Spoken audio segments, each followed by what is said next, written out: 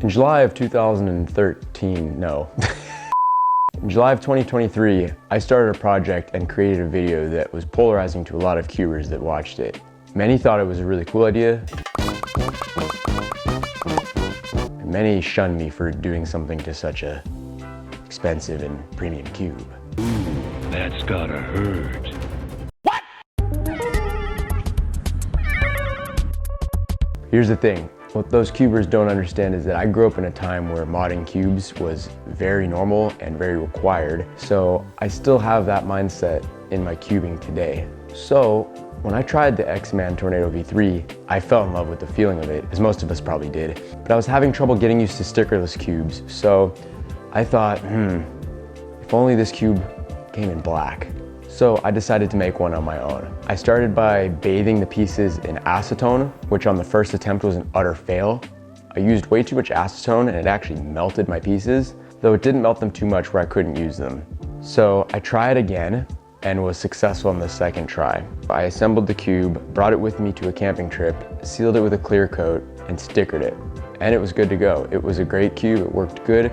But after a couple weeks, something noticeable started happening. The pieces started getting darker, and by the looks of it, it looked like it was absorbing the black dye from the pieces. So the cube became unusable. So after the Black Tornado was on the shelf for about a year, I decided I'm gonna see if I can redo this and do it right this time. I took the stickers off and I saw just how bad the absorption was from the stickers and why the stickers got so brown. And with the stickers off, you could just see how much of the black dye was absorbed and just how not good it looked. So I came up with a new strategy. I applied India ink onto the cube to give it a very uniform and matte black look. When I was on the camping trip, I had used this to clear coat the cube before applying the stickers.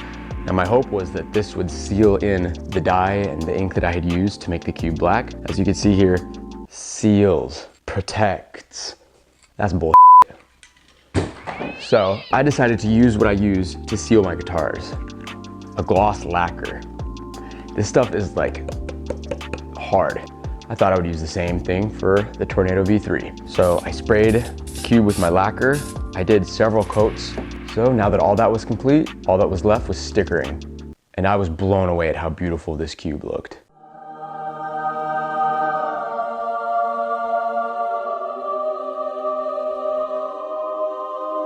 So 1 year later, I finally did it right. I made a black Tornado V3 that looks unbelievable. This looks so much like cubes from 2014-15 era, and the black is so uniform and it's so dark and rich.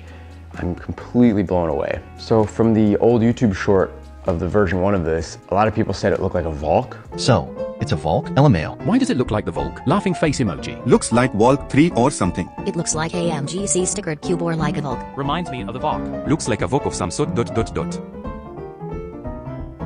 So the only downside with this project was that first acetone bath that I bathed the pieces in basically melted the pieces.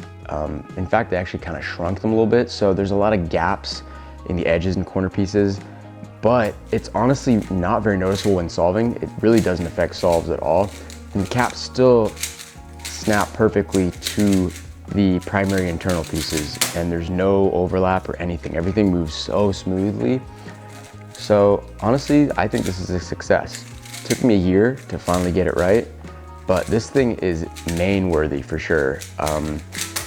I personally love sticker cubes. I think they're so much more fun to solve on than stickerless, just because I love the color with the black background. It's such a pleasing aesthetic for me. And yeah, my brain just really likes the colors popping from a black background. Stickerless cubes, obviously I feel like I do better with them as far as like just overall piece recognition and speed. So I repurchased a stickerless Tornado V3 just so I can have as a competitive speed cube. And this is just for me to play with when I'm at work or if I feel like just solving on a black cube. And it's really cool because it's a broken in Tornado V3. It feels almost the same as the stickerless, except that it's looser and crispier. If any of you out there want to try this project, one thing I would recommend doing is, so yeah, that's the Black Tornado V3 for you guys. Really hope you enjoyed the video, and this was a fun one to make. I potentially will do this in the future with more cubes. I don't doubt it because cubes are just gonna keep progressing, and black cubes are a thing of the past, unfortunately. I really wish they weren't, because black stickered cubes are just so beautiful. Let's be honest, like, this is what the Rubik's Cube looks like, right? This is an iconic Rubik's Cube look, right? It's classic. Stickerless cubes are great and all, but they just don't look the same, and they don't garner the same recognition that a stickered black cube would attract. So, just my personal opinion. I love stickerless cubes, so they're really fun, but this is just classic and there's no replacing these for me. Anyway, hope you guys enjoyed the video. This was a fun one to make. If you did, be sure to drop a like, drop a sub as well. This is my first video in almost a year, I think. So I'm gonna try to post more regularly, maybe not as often as I was, because I'm working on a lot of other projects at the moment, but I will see if I could at least post a video or two a month for you guys. Anyway, hope you enjoyed it. Thank you guys so much for watching. Bye.